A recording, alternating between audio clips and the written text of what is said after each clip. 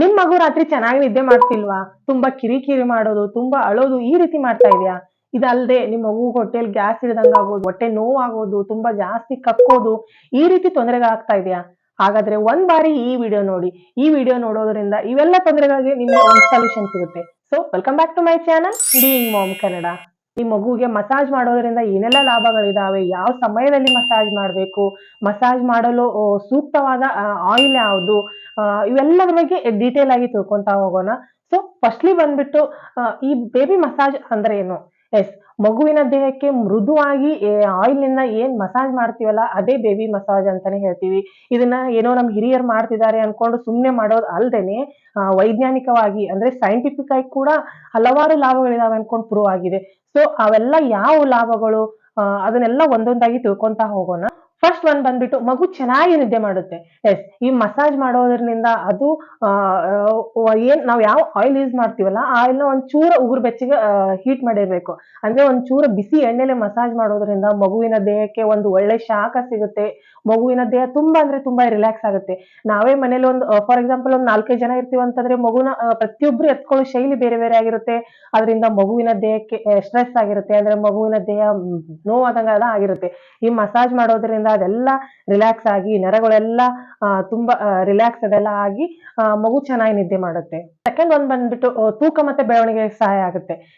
ಪ್ರತಿ ದಿನಾನು ಒಂದೊಂದ್ ಬಾರಿ ಮಸಾಜ್ ಮಾಡೋದ್ರಿಂದ ಮಗುವಿನ ದೇಹದಲ್ಲಿನ ರಕ್ತ ಸಂಚಲನ ಅಂದ್ರೆ ಬ್ಲಡ್ ಸರ್ಕ್ಯುಲೇಷನ್ ಚೆನ್ನಾಗಾಗುತ್ತೆ. ಇದರಿಂದ ಮಗುವಿನ ಡೈಜೆಷನ್ ಚೆನ್ನಾಗಾಗಿ ಮಗುವಿನ ತೂಕ ಹೆಚ್ಚಿಸೋಕ್ ಸಹಾಯ ಆಗುತ್ತೆ. ಇದಲ್ಲದೆ ಮಗುವಿನ ಬೆಳವಣಿಗೆಗೆ ಏನಪ್ಪಾ ಅಂತಂದ್ರೆ ಇವಾಗ ಸ್ಟಾರ್ಟಿಂಗ್ ಅಲ್ಲಿ ಮಸಾಜ್ ಮಾಡೋದ್ರಿಂದ ಮಗುವಿನ ಕತ್ತು ಬೇಗ ನಿಲ್ಲುತ್ತೆ. ಕಾಲ್ ಭಾಗದಲ್ಲಿ ಮತ್ತೆ ಕೈ ಭಾಗದಲ್ಲಿ ಇವೆಲ್ಲದಕ್ಕೂ ಚೆನ್ನಾಗಿ ಮಸಾಜ್ ಮಾಡೋದ್ರಿಂದ ಮಗುವಿನ ಮೈಲ್ ಸ್ಟೋನ್ಸ್ ಬೇಗ ಬೇಗ ರೀಚ್ ಆಗಕ್ ಸಹಾಯ ಆಗುತ್ತೆ. ಅಂದ್ರೆ ಅಂಬೆಗಾಲೇ ಹೋಗೋದಾಯ್ತು ಇಲ್ಲ ನಡೆಯೋಕೆ ಇವೆಲ್ಲದಕ್ಕೂ ಸಹಾಯ ಆಗುತ್ತೆ. ಸೊ ಹಾಗಾಗಿ ಓವರ್ ಆಲ್ ಆಗಿ ಈ ತೂಕ ಮತ್ತೆ ಬೆಳವಣಿಗೆಯಲ್ಲಿ ಈ ಮಸಾಜ್ ಮಾಡೋದು ಕೂಡ ಒಂದು ಒಳ್ಳೆ ಪಾತ್ರ ವಹಿಸುತ್ತೆ. ಅಂಡ್ ನೆಕ್ಸ್ಟ್ ಬಂದ್ಬಿಟ್ಟು ಗ್ಯಾಸ್ ಮತ್ತೆ ಈ ಕಾಲಿಕ್ ಸಮಸ್ಯೆ ಕೂಡ ಕಡಿಮೆ ಮಾಡುತ್ತೆ. ಈ ಮಗುವಿನ ಹೊಟ್ಟೆ ಭಾಗದಲ್ಲಿ ಮಸಾಜ್ ಮಾಡೋದ್ರಿಂದ ಈ ಗ್ಯಾಸ್ ಪ್ರಾಬ್ಲಮ್ ಕಡಿಮೆ ಆಗುತ್ತೆ, ಅಂದ್ರೆ ಗ್ಯಾಸ್ ರಿಲೀಫ್ ಆಗುತ್ತೆ.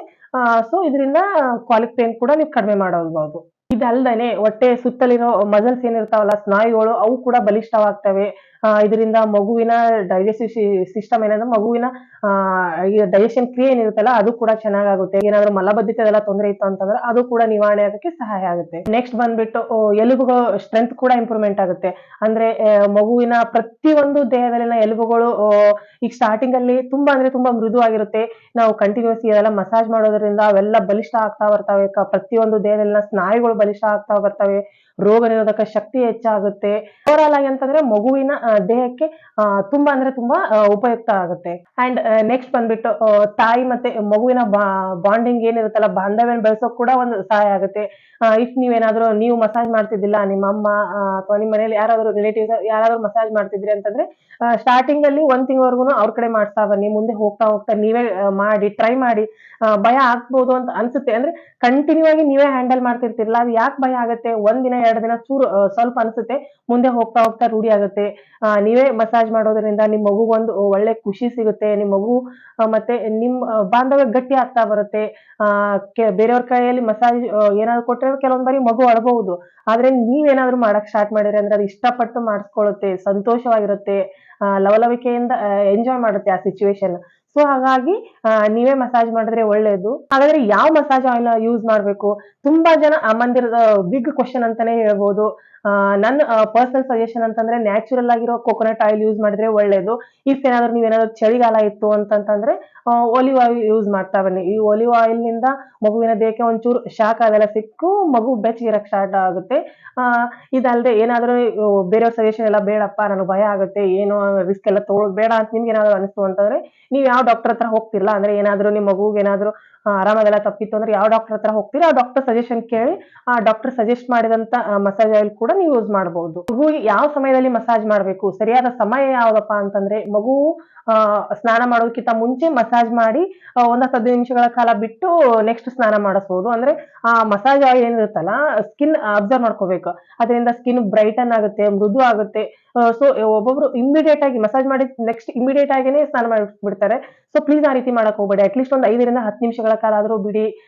ಒಂದು ಒಳ್ಳೆ ಮಸಾಜ್ ಆಯಿಲ್ ಯೂಸ್ ಮಾಡಿರ್ತೀರಿ, ಅದು ಮಗುವಿನ ಸ್ಕಿನ್ ಅಬ್ಸರ್ವ್ ಮಾಡ್ಕೋಬೇಕಲ್ಲ, ನಿಮ್ಗೊಂದು ಒಳ್ಳೆ ರಿಸಲ್ಟ್ ಟ್ರೀಟ್ಮೆಂಟ್ ಬೇಕು ಅಂತಂದ್ರೆ ಈ ಸ್ವಲ್ಪ ಹೊತ್ತು ವೇಟ್ ಮಾಡ್ಬೇಕಾಗುತ್ತೆ. ಅಂಡ್ ನೆಕ್ಸ್ಟ್ ಇನ್ನೊಂದು ಏನಪ್ಪಾ ಅಂತಂದ್ರೆ ಮಗು ಶಾಂತ ರೀತಿಯಿಂದ ಇರಬೇಕು. ತುಂಬಾ ಆಲ್ರೆಡಿ ಅಳ್ತಿರ್ತದೆ, ಅದಕ್ಕೆ ಏನೋ ಒಂದು ತೊಂದರೆ ಆದ್ರಿಂದ ಅಳ್ತಿರುತ್ತೆ. ಅದೇ ಸಮಯದಲ್ಲಿ ಹೋಗಿ ನೀವು ಮಸಾಜ್ ಮಾಡೋದ್ರಿಂದ ಅದು ಇರಿಟೇಟ್ ಮಾಡ್ಕೊಳ್ಳುತ್ತೆ. ಸೊ ಹಾಗಾಗಿ ಮಗು ಯಾವಾಗ ಶಾಂತ ರೀತಿಯಿಂದ ಇರುತ್ತೆ, ಯಾವಾಗ ಆಟ ಆಡ್ತಿರುತ್ತೆ, ಯಾವಾಗ ನೀವು ಮಸಾಜ್ ಮಾಡೋ ಒಂದು ಕ್ರಿಯೆನ ಅದು ಎಂಜಾಯ್ ಮಾಡುತ್ತೆ ಅಂತ ನಿಮ್ಗೆ ಅನ್ಸುತ್ತಲ್ಲ, ಆ ಸಮಯದಲ್ಲೇ ಮಸಾಜ್ ಮಾಡ್ತಾ ಬನ್ನಿ. ಆದಷ್ಟು ಒಂದು ಫಿಕ್ಸ್ ಆದಂತ ರುಟೀನ್ ಇಟ್ಕೊಂತಾ ಬನ್ನಿ. ನೀವು ಬೆಳಗ್ಗೆ ಮಾಡ್ತಿರೋ ಅಥವಾ ಸಾಯಂಕಾಲ ಮಾಡ್ತಿರೋ ಫಿಕ್ಸ್ ಆದಂತ ರುಟೀನ್ ಇಟ್ಕೊಂತಾ ಬಂದ್ರೆ ಮಗು ಕೂಡ ಅರ್ಥ ಮಾಡ್ಕೊಳ್ಳುತ್ತೆ, ಅದನ್ನ ಅಕ್ಸೆಪ್ಟ್ ಮಾಡ್ಕೊಳ್ಳುತ್ತೆ. ಈ ಸಮಯದಲ್ಲಿ ನನಗೆ ಮಸಾಜ್ ಮಾಡಿ ನನಗ ರಿಲ್ಯಾಕ್ಸ್ ಅದೆಲ್ಲ ಮಾಡಿ ನನಗ ಫ್ರೆಶ್ ಮಾಡ್ತಾರೆ ಅನ್ಕೊಂಡು. ಒಂದೆರಡು ದಿನ ಅದಕ್ಕೆ ಅರ್ಥ ಆಗೋಕ್ ಟೈಮ್ ತಗೊಂಡು ಮುಂದೆ ಹೋಗ್ತಾ ಹೋಗ್ತಾ ಅದು ಕೂಡ ರುಟೀನ್ ಹೊಂದ್ಕೊಂಡು ಖುಷಿಯಿಂದ ಎಂಜಾಯ್ ಮಾಡಕ್ ಸ್ಟಾರ್ಟ್ ಮಾಡುತ್ತೆ. ಇನ್ನೊಂದು ಇಂಪಾರ್ಟೆಂಟ್ ಪಾಯಿಂಟ್ ಏನಪ್ಪಾ ಅಂತಂದ್ರೆ ಪ್ಲೀಸ್ ಹಾಲು ಕುಡಿಸಿದ ತಕ್ಷಣನೇ ಅಥವಾ ಊಟ ಮಾಡಿದ ತಕ್ಷಣನೇ ಮಸಾಜ್ ಮಾಡಕ್ ಹೋಗ್ಬೇಡಿ.